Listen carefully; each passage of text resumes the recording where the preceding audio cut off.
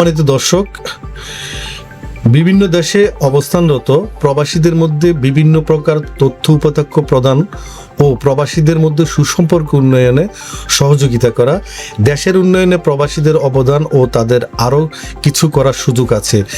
বিভিন্ন দেশে প্রবাসীদের সুবিধা অসুবিধা, সাফল্য ও সংগ্রাম তুলে ধরা, দেশের জন্য প্রবাসীদের বৈধ পথে রেমিটেন্স প্রেরণ ও বৃদ্ধিতে অনুপ্রেরণা দেওয়া, বিভিন্ন দেশে প্রবাসীদের জীবনযাত্রা, সুখ দুঃখর প্রতিচ্ছবি তুলে ধরা সহ বিভিন্নমুখী উদ্যোগ নিয়ে আমাদের এই প্রবাসী সংলাপ অনুষ্ঠান।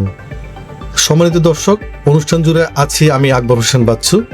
আজকে আমাদের সাথে একজন সম্মানিত অতিথি যুক্ত হয়েছেন, যার নাম হচ্ছে জনাব আনোয়ার হোসেন লিটু, একজন সাবেক ফুটবলার। আমরা জনাব আনোয়ার হোসেন লিটুর সাথে পরিচয় হয়ে নিচ্ছি। জনাব লিটু, আপনাকে আমাদের প্রবাসের সংলাপ অনুষ্ঠানের পক্ষ থেকে শুভেচ্ছা ও স্বাগত জানাচ্ছি। কেমন আছেন আপনি? আলহামদুলিল্লাহ।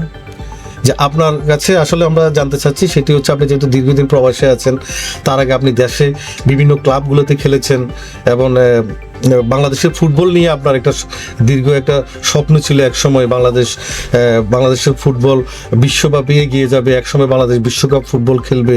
এখন যেহেতু বিশ্বকাপ ফুটবল প্রায় সমাপ্তির পথে, আমরা বাংলাদেশের ফুটবল নিয়ে আপনার কাছে কিছু জানতে চাচ্ছি। ধন্যবাদ আকবর হোসেন বাচ্চু, আমাকে আজকের এই প্রবাসী সংলাপ অনুষ্ঠানে আমাকে আমন্ত্রণ করার জন্য। আমি পৃথিবীর সমস্ত প্রবাসীদেরকে আপনার মাধ্যমে আমি একজন প্রবাসী হিসাবে সবাইকে আমি জানাচ্ছি আমার অন্তরের অন্তঃস্থল থেকে ধন্যবাদ। সেই সাথে এমন একটা মুহূর্তে আপনি আমাকে আমন্ত্রণ করেছেন যখন বর্তমানে সারা বিশ্ব জুড়ে চলছে ফুটবলের জয় জয়কার, যেখানে আমরা অন্তিম মুহূর্তে চলে এসেছি। আজকে তৃতীয় স্থানে নির্ধারণী ম্যাচ এবং আগামীকাল হবে ফাইনাল মহারণ, যেখানে অংশগ্রহণ করবে দুটি দল, আর্জেন্টিনা ভার্সেস স্পেন। আমি দুটি দলকে শুভকামনা জানিয়ে এই অনুষ্ঠান শুরু করছি। জি, আজকে তো বিশ্বকাপের ফাইনাল, হ্যাঁ, সেই ফাইনালে বিশেষ করে আর্জেন্টিনা এবং স্পেন দুই দলের মধ্যে ফাইনাল হবে। তো আপনি নিজে একটা দলের সাপোর্টার ছিলেন, যদি আপনার দল ফাইনালে উঠেনি, তো সবকিছু মিলে কেমন ফাইনাল উপভোগ করবেন বলে মনে হচ্ছে? আকবর ভাই, সারা বিশ্ব এখন মেসি জোয়ারে ভাসছে।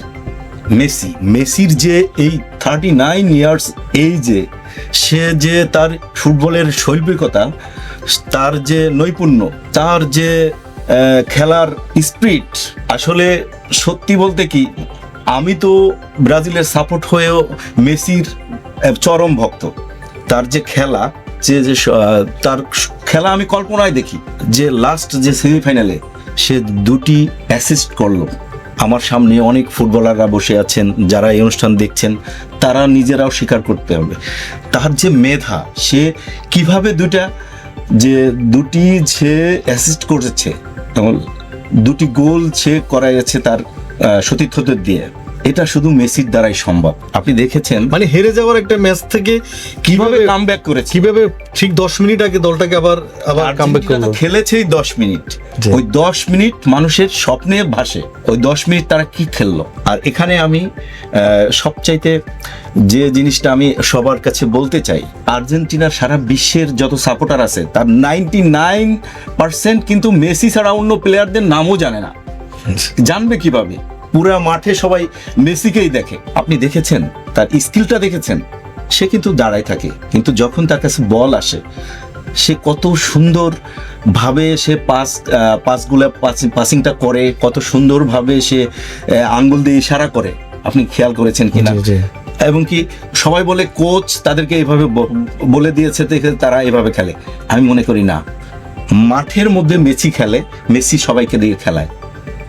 আমি আশা করি কালকের যে আমাকে যে প্রশ্ন করেছেন, কালকের যে ফাইনাল ম্যাচটা হবে, স্পেনও দুর্দান্ত খেলছে, লামিন ইয়ামাল খেলছে, অনেক নামকরা প্লেয়ার স্পেনের এবং আর্জেন্টিনারও অনেক নামকরা প্লেয়ার আছে। তারা সুন্দর একটি ফাইনাল ম্যাচ আমাদেরকে উপহার দিবেন এবং আমার প্রেডিকশন যেটা আছে সেটা হলো 2-2 গোলে ড্র হবে, এক্সট্রা টাইম হবে, এক্সট্রা টাইমে কোনো গোল হবে না। এবং প্ল্যান্টি শটে যাবে এটা প্ল্যান্টি শুট আউটে যাবে। এবং আমি যদিও আমি ব্রাজিলের সাপোর্টার, আমার ব্রাজিলের অন্য সাপোর্টাররা হয়তো আমার উপর রাগ করতে পারেন, কিন্তু কিছু করার না, নেই। রাগ করার কিছু যে- নেই এখানে, যেহেতু যেহেতু- ব্রাজিল এবং আর্জেন্টিনার প্রতিবেশী দেশ এবং হ্যাঁ। আরেকটা দেশ প্যারাগুয়ে, তারা তিনটা মোটামুটি পাশাপাশি দেশ। না, আমি যে কথাটা বলতে চাচ্ছি যে মানে বাংলাদেশের দর্শকদের যে অনুভূতি, অনেকে জি। বলতে পারে যে ব্রাজিলের সাপোর্ট হয়ে সে আর্জেন্টিনার কথা বলছে, কিন্তু না, খেলাটাকে যে শৈল্পিকতা দেখাইছে আর্জেন্টিনা,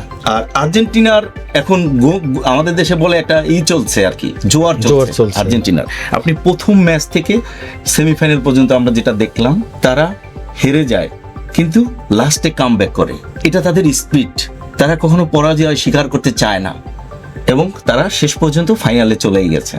আমি মনে করি সম্ভবত, আমার প্রেডিকশন ভুলও হতে পারে, আর্জেন্টিনা এবার বিশ্বকাপটা নেবে এবং মেসি সেরা প্লেয়ারও হবে, সর্বোচ্চ গোলদাতাও হবে, দুটো গোল্ডেন বুটও পাবে এবং গোল্ডেন বলও পাবে মেসি। এটা আমার প্রেডিকশন, বাকিটা নাও হতে পারে।